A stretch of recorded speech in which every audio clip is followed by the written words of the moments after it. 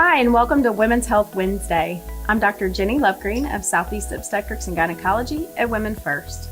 Hello, and I'm Christy Cook. I'm a women's health nurse practitioner, and I also work with Dr. Lovegreen at Southeast Obstetrics and Gynecology. And today we're going to be talking about postpartum depression. So postpartum depression, we get a lot of questions about how many people that affects. Do you see a lot of postpartum depression in the people that you treat? I think honestly what we see a lot of is more of the postpartum blues. However, it can translate into postpartum depression if left untreated or it gets worse.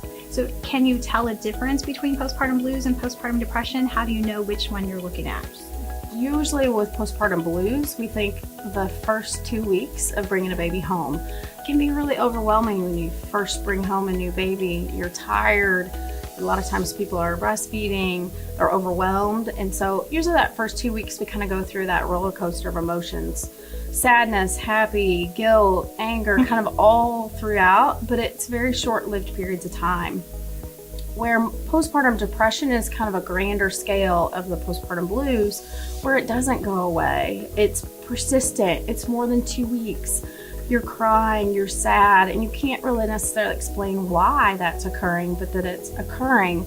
And so that really is the biggest difference between postpartum blues, which majority of women do experience, versus postpartum depression, which about 10 to 15% of the population experiences that. So if you are a family member and you think your partner may have postpartum depression, is it something that needs to be treated right away, or do you need to see somebody? What should they do? Absolutely. I think family members are a big part of the role in both helping the mom with those simple tasks at home that can help her through that process if it is something simple like postpartum blues. But if it's postpartum depression, really getting that patient to come in, whether it be visiting with our health practitioner, with our obstetrician, with our women's health provider, or a family practitioner as well, bringing them in to get medical care, because it can, in certain situations, be very, very concerning to the patient, and we need to treat them for that postpartum depression. If it's very severe postpartum depression, where the patient feels like they're going to hurt themselves or their baby or someone else, that's an emergency. And so we usually tell them to call 911, go to their local emergency department, or call a suicide prevention hotline if it's to that degree. So if you feel you have postpartum depression and you're going to hurt yourself or someone else, please dial 911 or seek emergency medical care.